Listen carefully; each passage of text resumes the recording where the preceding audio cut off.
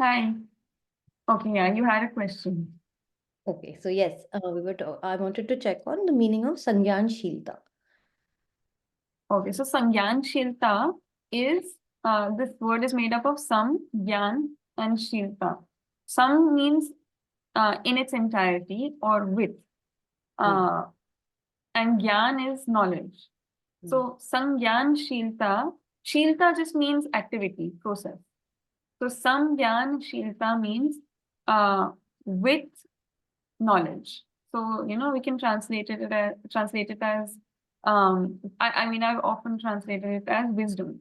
But, we can find a tighter word. Sangyan Shilta would be, 1 second, let me look it up actually. We used it. Sangyan.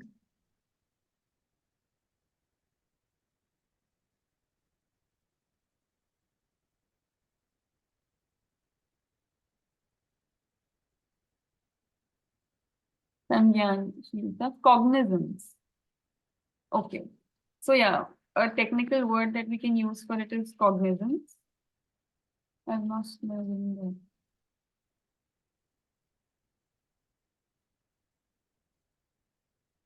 Hi. Can you hear me? Am I there? Yeah. I can hear you. I can't see where it's gone. Zoom My has window. weird. Click it. Ah, What computer you're using? Mac. Okay, it's here. Yeah. Yeah.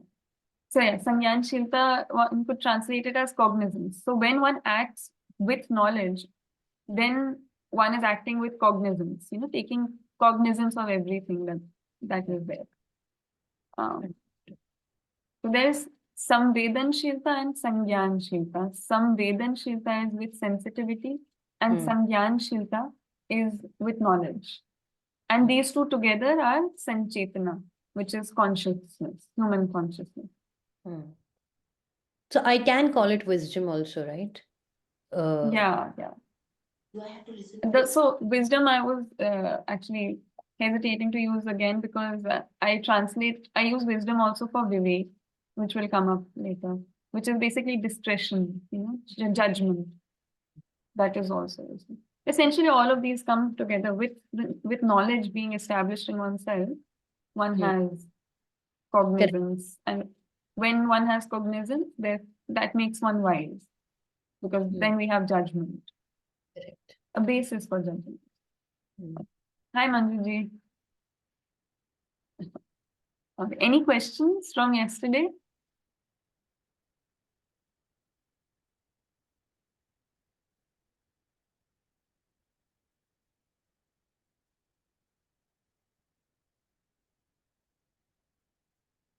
You're on mute, so I can't hear you.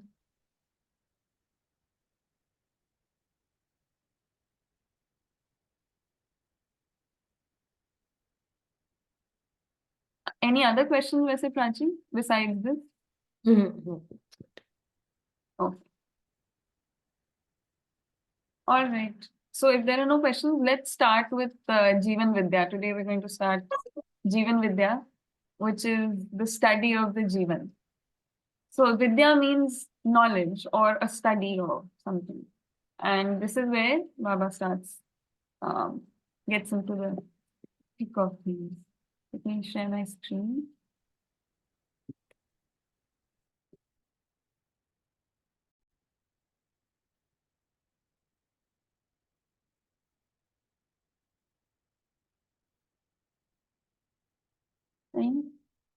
Why the bottom?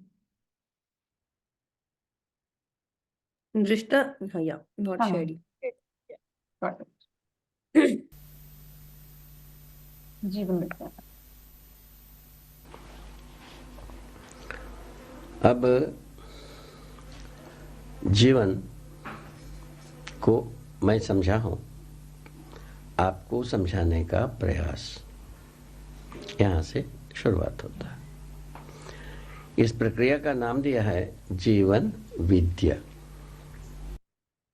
Now, I have understood the Jeevan, and from here begins my attempt at explaining it. This process has been named Jeevan Vidya, or a study of the Jeevan. पहले आपको ये बात स्पष्ट करना चाहते हैं, जीवन में समानता नित्य विद्यमान है। जीवन क्या चीज है? कुल में जीवन क्या चीज है, इस बात को हर व्यक्ति जानना चाहता है, मानना चाहता है। उसका जानने मानने की बाद उसका परिणाम फलों को प्रमाणित करना चाहता है। Now, first I want to clarify that equality or sameness is eternally present in the Jeevan. And everyone wishes to understand the Jeevan and to accept what it is. And upon having understood and accepted what this Jeevan is, they also wish to evidence its fruits and results and outcomes of having understood what this Jeevan is. ये इसका मूल उद्देश्य है। That is the basic objective of this Jeevan Vidya. जीवन एक ऐसा वस्तु है, ये भौतिक अभौतिक दोनों नहीं है। जीवन परमाणु ही है। भौतिक रूप में परमाणु में जो कुछ भी मिलते हैं संसार में, Now, Jeevan is such an entity that it is neither physical nor non-physical. It is an atom itself. में अभी तक मिला है, वह सब परिणामशील है। परिणामशीलता का मतलब है जिस उन परमाणुओं में अंशों का, उसमें समाहित अंशों का और विस्थापन होना भी पाया गया है और उसमें प्रस्थापित होना भी पाया गया है। जैसा Now, when one looks at physical atoms, we see them to be parinamsheel. So that would be resulting, in the sense that they are constantly going from one result to another result. In elaboration, he says that when we look at them, we can see that they are constantly undergoing the integration, the intake and expulsion of atomic, subatomic particles. है और उसमें प्रस्थापित होना भी पाया गया है। जैसा ही परमाणु में निहित अंशों का संख्या परिवर्तित होता है, वही परिवर्तन है और कोई परिवर्तन नहीं है संसार में। Now, this change in the number of particles within the atom, that is itself a change. There is no other change in this existence. दूसरे प्रकार की कोई परिणाम होते ही नहीं है। दूसरे प्रकार की कोई परिणाम को आदमी घटित कर नहीं पाएगा। आदमी घटित कराएगा तभी भी परमाणुओं में निहित अंशों का प्रस्थापन ही होगा, माने वृद्धि होगी, विस्थापन होगा, यानी उसमें से अंशों का घटना होगा। There is no other kind of result or change in existence. And man, even if humans were to create any sort of result, that this is the only kind of result that they can achieve as well.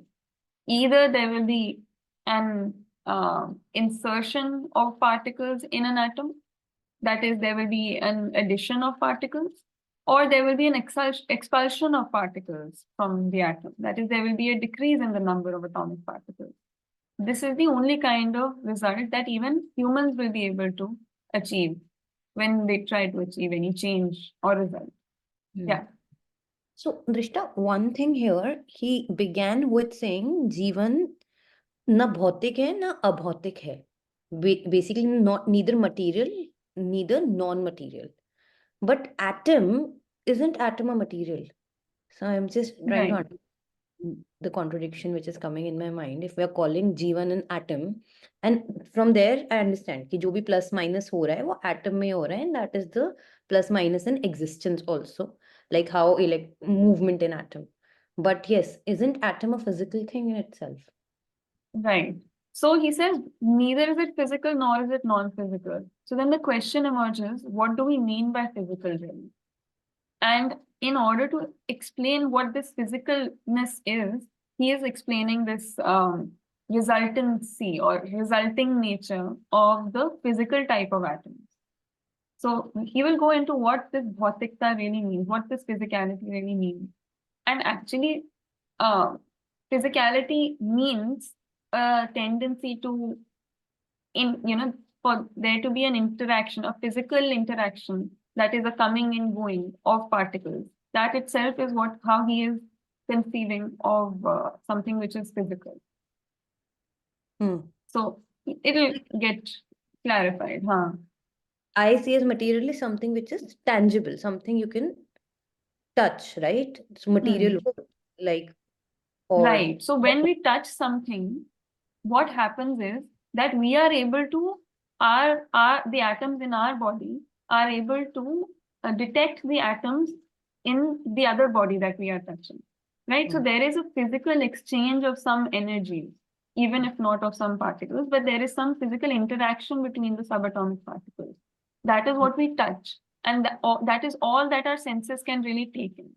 So anything that is sensibly perceptible, that is physical, and that is only perceptible because it is engaging in these physical interactions. And physical interactions are of the kind where these particles and their movements are resulting in a certain kind of field, and these fields are influencing each other.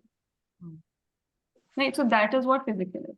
Now here, there is a clear distinction between physical and unitary, because he's saying within nature, nature is the name given to all entities that are in the form of units, right? So they have boundaries. And within this broad category of nature, there are two types of entities. The first entity is this material entity or physical entity. And the other type of entity is this a conscious entity, the Jeevan.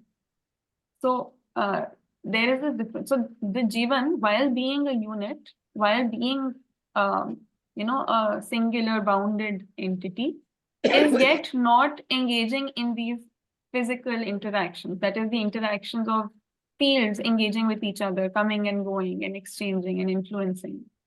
So it's not engaging in those sorts of processes. And that's why he's saying it's not physical. Okay. One thing I need to know. Manju, yeah. Acha. Yeah.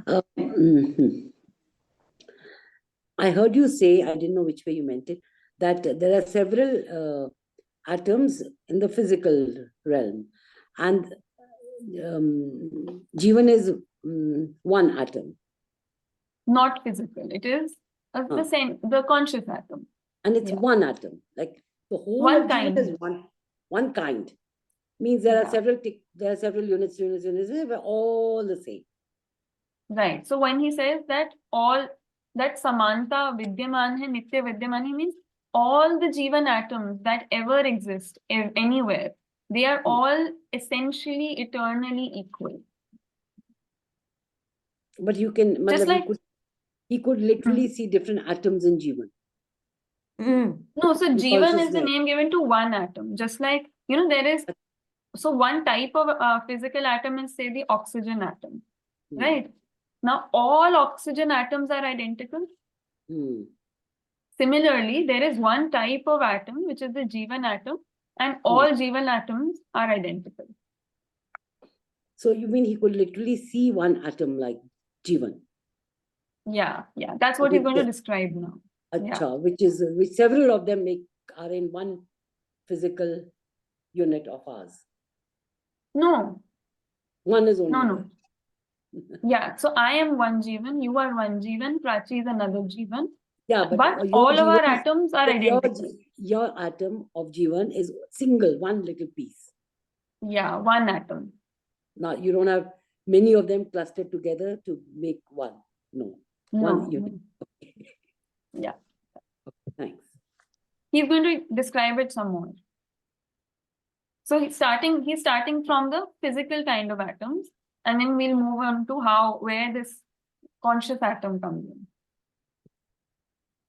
जैसा ही संख्या घटा उसका प्रजाति घट गई, उसी को हम परिणाम कहते हैं. As soon as some subatomic particles are expelled, as soon as the number of subatomic particles in one atom reduces, its variety changes. And we say that that is a result because it has gone from one type of thing to another type of thing. So we say that its variety has changed. घटा उसका प्रजाति घट गई, उसी को हम परिणाम कहते हैं. ये बात दृढ़पूर्वक हम सबको समझ में आना चाहिए. शायद है इसमें ना कोई वैज्ञानिक को अज्ञानी को तकलीफ नहीं है. ज्ञानी So this is something that all of us must understand firmly, and most likely no scientist or non-scientist and no scholar or non-scholar even would have any problems with this. ज्ञानी को भी नहीं, दोनों को इसमें तकलीफ नहीं होना चाहिए. They won't have यदि any ऐसा अनुग्रह problem. होता है, जीवन को समझा जा सकता है. If there is such anugrah hota hai, if they are so gracious to have no problems with this thing that I'm saying, then the Jeevan can be understood. उसके बाद जो जीवन सब में जीवन की समानता है, किस माने में? गठन पूर्णता के अर्थ में. क्या वो गठन पूर्णता बवाल? ये की बवाल है? Now that there is equality in the Jeevan, and this equality is in the form of configurational completeness. Now, what is this nuisance of configurational completeness? उसमें ना तो विस्थापन होता है ना प्रस्थापन होता है, इतने ही छोटा सा काम. Configurational completeness means that there is no insertion nor expulsion of any subatomic particles. That is configurational completeness in the atom. This little thing is configuration completeness. So just to let you know, when we talk about the configuration of an atom, even in science, this term is used, it is talking about the number of subatomic particles present within it. So because there is a configuration of the carbon atom, there's a configuration of the oxygen atom. Similarly, he's saying that there is an atom which is configurationally complete. And all that means is that it will now no longer expel any particles from it, nor will it accept any more particles within it. It is configurationally now complete. Drishta, this is similar to what we talk in science about stable atom, like neutral gases, like which neither take nor inert gases. Right. Right. So when we talk about noble gases or inert gases, they are also very interesting because they don't have any sort of chemical reactivity. That is why they're called inert gases. It's similar to that. We can understand it by that. Now what happens is, when we say that inert gases don't react, what we are saying is that its orbital particles don't, have any sort of interaction with the orbital particles of any other atom, because chemical reactions are all happening by within the orbital particle, not the nucleus. Now, when he's talking about prajati badalna, or the change in the variety of the atom, when that happens, when the number of subatomic particles within the nucleus change. That means when, in scientific terms, the atom's variety is determined by the number of protons in the nucleus. So if there is an addition of a proton or the subtraction of a proton, in scientific terminology, I'm saying, that is when there is a fusion or a fission. That is the situation that he is talking about, that the variety of the atom itself changes. That means when uranium undergoes fission, to form lead and something else. Then what happens is there was this huge, heavy atomic nucleus of uranium, and that nucleus broke apart. That is, it expelled some particles, and some of them became this other atom called lead, and some became this lighter variety of uranium. So that is the change in variety. So in inert gases, what happens is that the orbital particles don't engage in any chemical reactions because their orbital configuration is complete. He is talking about the nuclear configuration as well being complete. So because inert gases are also detectable because they have some weight, because and forget detectability, actually the inert gases are also susceptible to change in variety. Yani they will also at some point undergo fission or fusion to turn into some other element. Maybe that time duration is very long, but it will happen. They are susceptible to that. But when he's talking about configurationally complete, he's saying no such change in number of particles will happen, neither in the orbital particles nor in the nuclear particles. So its variety only doesn't change. Got it. Thank you. होता है ना प्रस्थापन होता है। इतने ही छोटा सा काम, इतनी छोटा सा काम को हम तिल को ताड़ बना करके हम समझे नहीं हैं, हम समझने को प्रयत्न नहीं कर पाए हैं। ये अपने बलिहारी है कि दूसरे की बलिहारी है, ये सोचने की। So that is all that this is. This is this tiny little thing, and the fact that we have been unable to understand this simple fact and have turned this, have made a mountain out of this molehill, essentially. He's saying, is this thanks to is this thanks to us or thanks to someone else? As in, should we blame ourselves? So should we blame someone else for it, or should we blame ourselves only for not having understood this simple fact? This is something worth thinking about. बात जैसा ही परमाणु में जो परिवर्तन होने वाली जब तक स्थितियां आती हैं, उन परमाणुओं का एक कतार है। उन कतार में ये भी पाया गया है, ये भी देखा गया है, ये भी समझा गया है कि कुछ संख्यात्मक परमाणु प्रजाति तक लगता है इन परमाणुओं में अंशों की आवश्यकता बनी हुई है।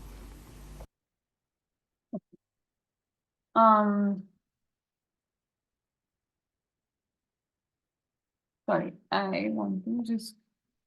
ये भी देखा गया है, ये भी समझा गया है, कतार में परमाणुओं का एक कतार है। Now what we have also found that there is a queue of such atoms. If we were to arrange them in terms of insertion and expulsion, we can find, it has been found, it has been seen, it has been understood that there is a queue of atoms. And within this queue of atoms, if we were to line them up essentially, within this queue of atoms, some number of these atoms are ones in which there is still room for more subatomic particles to be taken in. उन कतार में ये भी पाया गया है, ये भी देखा गया है, ये भी समझा गया है कि कुछ संख्यात्मक परमाणु प्रजाति तक लगता है इन परमाणुओं में अंशों की आवश्यकता बनी हुई है। So up till a certain number of atomic varieties, there remains a need for more particles, more subatomic particles. उसका नाम दिया है भूखा परमाणु। Such varieties of atoms have been named hungry atoms. दूसरा, वहां से दूसरी जगह में जाते हैं, कई ऐसे कतार से कई संख्यात्मक परमाणु ऐसे हैं जिनमें से कुछ अंश बहिर्गत होना चाह रहे हैं। उसका नाम दिया है अजीर्ण परमाणु। And then we have also found that there are some number of atomic varieties from which the atomic particles are trying to escape their configuration. And such varieties have been named. A gene parmanu is like over full, like they're too full. Now, bhar gaya pet. Now you've consumed too much, now you want to expel. So that is the word he's used. I think there's something, the word for it is akin to having indigestion. So gluttonous or overfull atoms, they have been named. इस ढंग से अजीर्ण परमाणु कुछ संख्यात्मक प्रजाति में मिलते हैं अस्तित्व में, और भूखे परमाणु में कुछ संख्यात्मक परमाणु प्रजाति के रूप में मिलते हैं। In this way, we find that there is a certain number of hungry atomic varieties that are found in existence and a certain number of overfull atomic varieties that are found in existence. Drishta, One question here. So you're talking about Jeevan Parmanu here, you're talking about other varieties of Parmanu, or you're talking about all, which includes Jeevan also? So right now he's talking only about the physical atoms. So all atoms excluding the Jeevan, those are the ones being talked about. Excluding So- Jeevan, we are saying that there are kinds of Parmanu, jinme some needs atomic particles, subatomic particles, and some wants to expel subatomic particles. We are not Right. talking Jeevan right now. We are talking about different kind of Parmanus which are there. Physical atoms. Yeah. Right. Oh, why does it keep flashing? My share screen keeps stopping.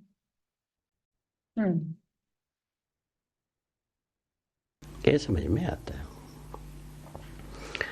ये अजीर्ण और This is भूखे की understandable. जो भाषा प्रयोग किया, ये मानव से संबद्ध। मानव Now this language that I have used of hungry and overfull, that language has to do with humans, which is associated with humans. In the sense, I'm drawing upon the human experience in using these terms for naming the atom. भूखा तभी होता है, भूखा जब कभी भी होता है, तब वो तृप्त होने के अर्थ में ही होता है। जब अजीर्ण को अजीर्णित हो जाता है, वो भी तृप्त होने के अर्थ में ही रहता है। Now, whenever a human is hungry, it is always in terms of some point of fulfillment, right? When I'm hungry, it is with respect to a feeling of fulfillment. And whenever he is overfull, that is also with respect to some point of fulfillment. क्या बात, ये सोचने की रहता है। क्या बात, ये सोचने की बात है, समझने की बात है। आदमी जब कभी अजीर्ण की पीड़ा का शिकार होता है, वो कहीं ना कहीं तृप्त होने के अर्थ में ही है। Isn't it so? This is something worth thinking about. That whenever a person suffers from the pains of being too full, that is always with respect to a state which is adequately fulfilled. When you have more than that, that is when you suffer indigestion and overfullness, no? That feeling of बहुत भर गया पेट. और यदि भूखे का यदि पीड़ा से पीड़ित होता है, तभी भी तृप्त होने के अर्थ में। ये दोनों कतार किसी तृप्त परमाणु की ओर संकेत करते हैं। And even when we experience any sort of discomfort from hunger, that is also in reference to some state of fulfillment. So both these cues indicate towards a fulfilled atom. This these two types of atomic varieties, the hungry kind and the overfull kind, are both indicating to us that there is some middle point, which is a fulfilled atom. वो तृप्त परमाणु है, गठनपूर्ण परमाणु. That is the fulfilled atom. It is the configurationally complete atom. ये गठनपूर्ण परमाणु ही है जो कि चैतन्य इकाई. चैतन्य इकाई का नाम कैसा दे दिया? क्योंकि संज्ञानशीलता को, संवेदनशीलता को पूरा का पूरा प्रमाणित करने का ताकत जीवन में ही है. It is this configurationally complete atom that is the conscious entity. Now, why have we called it the conscious entity? It is because it is this which is able to evidence both sensitivity as well as cognizance. You know, we were talking about these words just a little while ago. Sangyanshilta evam samvedanshilta. Sangyanshilta is cognizance or having knowledge, and samvedanshilta is sensitivity, to be able to sense, to have a felt experience of the physical world. ठीक. तो जीवन के अभाव में जो शरीर यदि रचित भी कर लें तो भी ना तो संवेदनशीलता को प्रमाणित करेगा, संज्ञानशीलता तो दिल्ली दूर है ही. So in the absence of the Jeevan, even if we were to artificially manufacture a body, it will be unable to evidence sensitivity even. And of course, to evidence cognizance, well, that is a very far call to begin with. Us living natural humans are yet unable to do it. That's what he means. But even this sensitivity that you see being expressed by animals and by humans, even that much we will not be able to produce in the labs, because that is also by virtue of the Jeevan. Drishta, yeah, Drishta, sorry, but can we just hear this last again? I found it little different. What he said also and what you said. Okay. तो जीवन के अभाव में जो शरीर यदि रचित भी कर लें तो भी ना तो संवेदनशीलता को प्रमाणित करेगा, संज्ञानशीलता तो दिल्ली दूर है ही. This part? No, like I was with you till he said there is a qatar which points towards that there is some stable, fulfilled configuration atom. Now, how did we jump to Jeevan suddenly is my gap. So he's saying that fulfilled atom is itself the configurationally complete atom. And this configurationally complete atom itself is the conscious entity. And why are we calling it conscious? He says we're calling it conscious because that is the only thing that is able to evidence sensitivity and cognizance. Okay. So this fulfilled atom is the only thing in existence that is able to evidence sensitivity and cognizance. And so we produce lots of things artificially. We have also tried to produce bodies artificially. Now what he's saying is that even if we were to produce a body in the lab, if we were to manufacture an artificial body, because it is a Jeevan that is capable, it is only the Jeevan which is capable of being sensitive and cognizant. Therefore, this body will be neither sensitive and naturally, of course, it cannot possibly even be cognizant.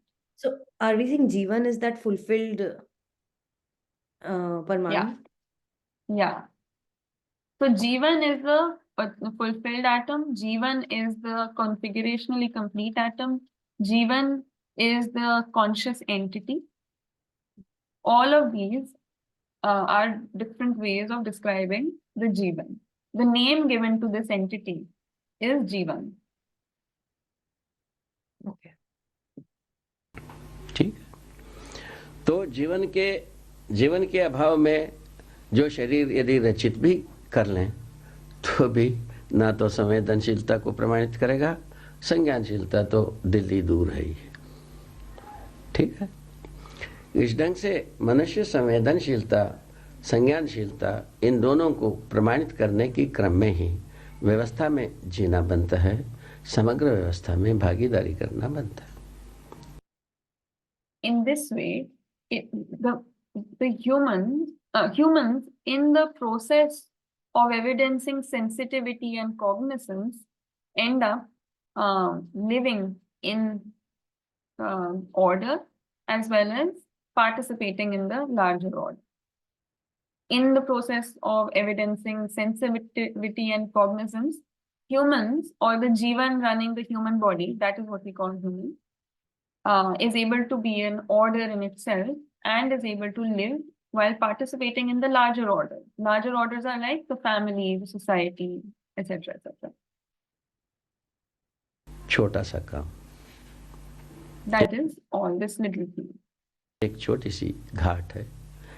ये यदि आदमी के हाथ में आ जाता है, उसके पहले आप बताया हम तभी सार्थक मानेंगे आप जब समझ गए हमारा समझाना सार्थक हुआ। वो कब प्रमाणित हुआ? जब आप दूसरों को समझा लेंगे, तब तक तो हम सार्थक नहीं मानते हैं, प्रमाण नहीं मानते हैं। So this little thing, this little milestone you have to reach. And if people understand this much, and as I had shared earlier, that is why I am explaining it to you. My explanation also becomes meaningful or successful only when you understand. And the evidence for you understanding is when you are able to explain it to someone else. So, as we had discussed earlier, the evidence of my having understood this is when you are able to explain it to some other person. That is when I will consider this proposal that I'm sharing with you to be evidence, to be explainable and to be understandable. आपको समझाते तक हम पहुंचते हैं, तब अपने को सार्थक मानते हैं। आप दूसरों को समझाया तब उसको प्रमाण मानते हैं। If I'm able to explain this to you, I feel that it has been a meaningful attempt. And when you are able to explain it to someone else, I will consider that I have evidenced my knowledge. So these are the two stages, you think. First is when it becomes meaningful, his whole attempt at explanation, and when his attempt at explanation is evidenced. ये हमारा सोचने की तरीका है। This is how I इसमें think आप about लोग it. जहाँ तक मैंने सम्मत होते हो, नहीं होते हो, इस बात को आप ही को सोचना है, मूल्यांकन करना है। Now, till how far you are in agreement with this, in acceptance of this, that is up to you to evaluate, and you must do it for yourself. ठीक हो? चैतन्य इकाई अपने आप में व्याख्या सूत्रित व्याख्यायित है, जो संज्ञानशीलता, संवेदनशीलता को प्रमाणित करना है। Now, this conscious entity is essentialized and elaborated in itself as it is that entity which has to evidence sensitivity and cognizance. So what this means is that the essence of being a conscious entity is that it must evidence sensitivity and cognizance. संवेदनशीलता को जीवावस्था के जीव जानवर सब प्रमाणित कर गए, और मानव ये कैसा फंसा हुआ है, यह संज्ञानशीलता को प्रमाणित किए बिना ये स्वस्थ हो नहीं सकता। Of these, all the animals that exist have already evidenced sensitivity, and humans are such an organism that they cannot be happy, they cannot be healthy without having evidenced cognizance. चाहे अपन कितने भी तरीके से सिर कूट लें, अंततः सिर कूटना ही हाथ लगेगी, और मैंने जो मानव चाहता है वो मिलेगा नहीं। अब चाहता क्या है भाई मानव? no matter how many ways, no matter in how many ways we may bang our heads against different walls, basically, no matter how many different ways we may try to find happiness, at the end of the day, all we will achieve is having banged our head, nothing else. Because at the end of the day, what humans require is to evidence cognizance. कूट लें, अंततोगत्वा सिर कूटना ही हाथ लगेगी, और मैंने जो मानव चाहता है वो मिलेगा नहीं। अब चाहता क्या है भाई? So no matter how many different ways we may bang our heads, we will not achieve what we desire. Now, what is it that humans desire? मानव चाहता, सुखी होना चाहता है। कुल मिला के सुखी होने के लिए कभी हम सोचते हैं संग्रह से सुखी हो जाऊंगा, सुविधा से सुखी हो जाऊंगा, कभी तप से सुखी हो जाऊंगा, कभी जप से सुखी हो जाएंगे, कभी योग से सुखी हो जाएंगे, उससे हो जाएंगे। Now, what does the human desire? Humans desire to be happy. Now, sometimes they feel that I'll be happy through accumulation, I will be happy through resources, I will be happy through meditations, I will be happy through worship, jap and tap. Tap is to, basically put your body through strenuous circumstances as a form of penance. And jap is to basically chant or, repeat, how in spiritual schools, they repeat the name of God in order to reach God. So that is jap. We've thought of various ways of finding happiness. हो जाऊंगा, कभी जप से सुखी हो जाएंगे, कभी योग से सुखी हो जाएंगे, उससे हो जाएंगे, इससे हो जाएंगे। इसी प्रकार हाथ पैर कूट ही रहे हैं, हाथ पैर पट। So we have thought of many different ways of seeking happiness. In this way, we've been banging our heads and haath pair koot hi rahe hain is an idiom which means that we've been putting in, we've been doing a lot of trial and error and trying to find the right path towards happiness. तो सारा इस धरती के 700 करोड़ आदमी भी किसी न किसी प्रकार से इन सभी किसी न किसी परिप्रेक्ष्य में वो सुखी होने की तड़प में है ही है, ऐसा मेरा स्वीकारना है। So in this way, all the 100 crore humans that are alive on this planet are all involved in some or the other way of seeking happiness, and yet none of them have been successful as far as I can see. वो सुखी होने की तड़प में है ही है, ऐसा मेरा स्वीकारना है। They are in this tortured yearning for happiness. All 100 crores of humans on this planet. That is my acceptance. अब सुखी होने के लिए मैं जैसा सुखी हुआ उसका आधार समझदारी से हुई। समझदारी के से पहले हम सुखी होना हम प्रमाणित नहीं किए थे, सुखी होना हम स्वयं माने भी नहीं थे, सुखी होने का संभावना है ये भी हम नहीं माने थे, ना समझे थे। तो समझदारी के बाद ही Now, how did I reach happiness? That happened through understanding. Before understanding, I had no thought of happiness. Before understanding, I was not happy. I had not even considered the possibility of happiness, and I had not even understood happiness. संभावना है ये भी हम नहीं माने थे, ना समझे थे। तो समझदारी के बाद ही ये सब उपजा। इसी आधार पर मैं सोचता हूँ हर व्यक्ति समझदार होने के आधार पर ही सुखी होता है। सुखी होने का एक ही बात है, सही में हम माने एक हैं मानव, गलती में अनेक है, ना समझे।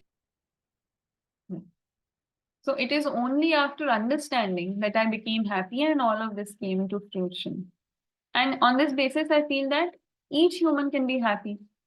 And by happiness, each human being happy, what I mean to say is that all of us are united in correctness and in understanding, and all of us are diverse or there is multiplicity and lots of discord and differences when we are incorrect or when there is no understanding.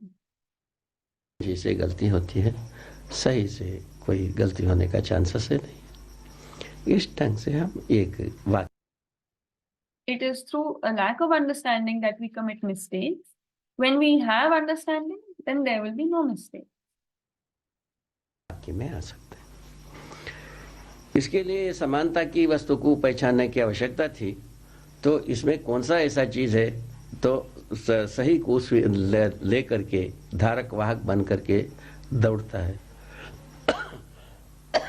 वो चीज मुझको। So in that way, it can be summarized in one sentence that we are one in knowledge and many in ignorance. Now, in order to do this, we needed to understand equality, and equality can be understood as करके दौड़ता है, वो चीज मुझको समझ में आया है, वो है जीवन। जीवन जब अपने समझदारी के साथ जीता है। Now, the basis for equality, or that is that which is the dharak vahak of sahi. That is the entity which bears and carries. So it holds correctness or understanding and carries correctness. Such an entity is the Jeevan. That I was able to understand. And अपने समझदारी के साथ जीता है, हर जगह में समाधान को प्रस्तुत करता है। समाधान के साथ हर व्यक्ति सुखी होता है, समस्या के साथ दुखी होता है। यह आपका हमारा सबका देखा हुआ लेखा जोखा है। so this Jeevan, with its understanding, it is able to live it in the form of resolution, and this resolved living is happiness. This resolution leading to happiness is something that we have all, this is something that I have, you have, all of us have seen and experienced and know of. समाधान के जीना हाँ, Manju ji? Like we have knowledge of Jeevan now, we are listening to this, and we anyway know we have some experience, consciousness and all that. But that kind of knowledge cannot come unless you experience it, no? Like he did. So he shares that he's experienced the Jeevan in a certain way, but there is another way of experiencing it, which is through like this, you know how we have not, like we experience, say, any other object through study. As in, when a child is born, he sees a tree, he has some idea of what it is. But when someone tells him, the child, that okay, this is a tree, it looks like this, and why it looks like this is because it has all this going on, and this is here for that reason or for that, and does all this.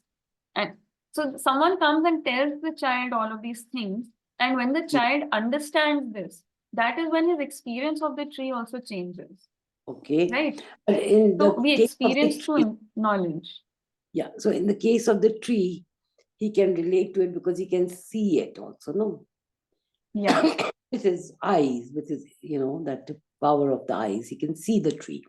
But in the Jeevan case, there's this atom, which is Jeevan, which is non-visible, invisible. Right. So, then So if how you do will remember, if Hmm. you'll recall, he mentions this in the beginning. He says, "Dekhna yani samajhna." I am calling. When I say seeing, I mean understanding. And why does he say that? हमारी समझ दो It's किस्म because की ना. We have an नहीं, नहीं. intellectual samajh, no? We have an intellectual samajh.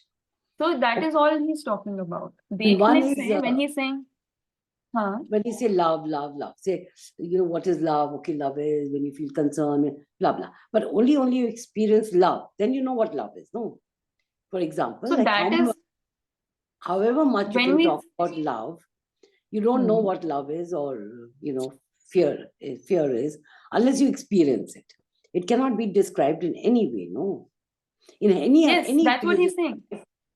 In any That's way what you he's describe saying. love, you can understand it. Oh, it must be a nice feeling. Oh, it must be like this. Oh, it seems like this. But only when you experience love, they say, oh, this is love, for example. So what he is saying is that any such knowledge can be described in words, but yet words can only take you towards it. Now, he can go on talking about something and describing it. If I don't use those words to reach that experience, as in I am already having all sorts of experiences. Now, what remains is for me to make sense of those experiences. So words are used to bridge this gap between the word and the experience, because words give us also some sort of meaning. What we get from his words is a meaning, a making sense of all our experiences, right?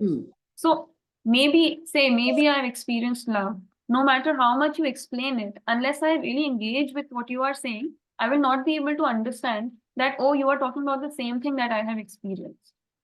So, similarly, what he's saying is, we are all Jeevans. We all experience the Jeevan. We don't only experience things that we see with our eyes and smell with our noses. Now, we experience things within ourselves. I can experience myself thinking. I can experience myself remembering. That is all of these are familiar experiences.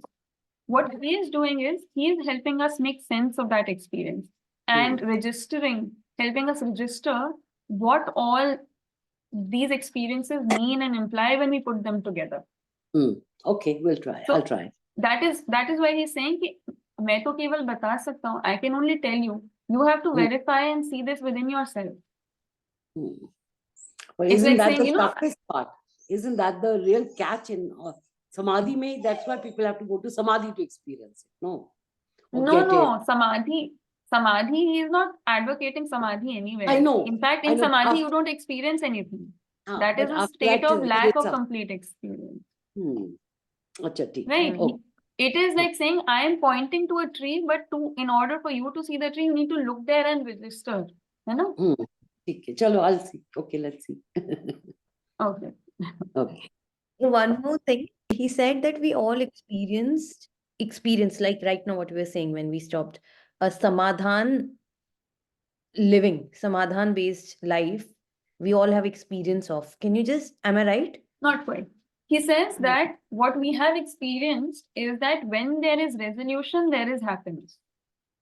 Okay. ये हम सबका देखा That experience at some point in small bits we have had. Then when there is a resolution, samadhan, then there is happiness. You feel happy.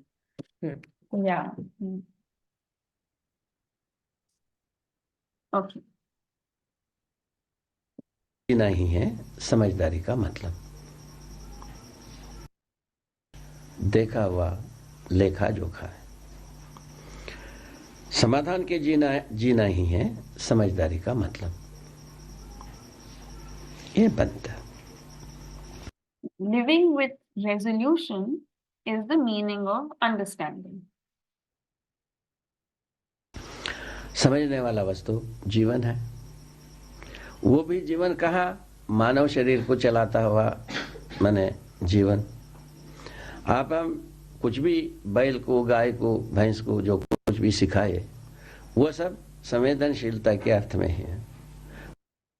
Now the entity that understands is also the Jeevan, and that too the Jeevan that is running the human body.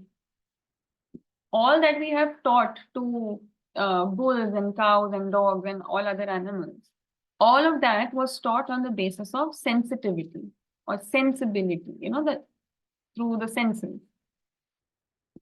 मारे पीटे और उसको चलने को सिखा दिया, दाना पानी दिए और जो तोता को बोलने को सिखा दिए. ये सब संवेदनशीलता के आधार पर जानवरों को, जीवों को कुछ सिखाया जा सकता है. वो सब तो आदमी कर चुका है।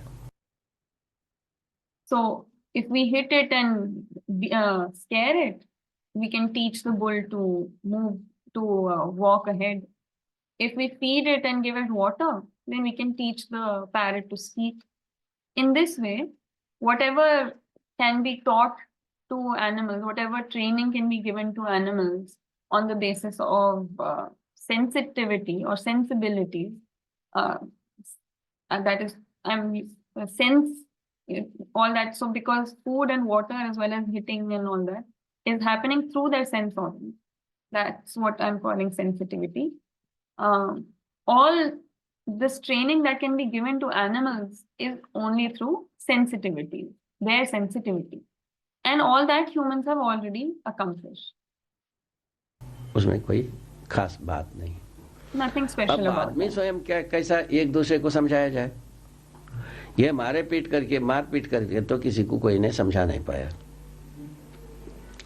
ठीक है, मार पीट करके यही है, भाई पैदा किया और जो आजीविका की भय से आदमी जितना देर यंत्रित रहता है उतने देर तक यंत्रित रहता है, उसके बाद भय का कवच को उतार के रख देता है।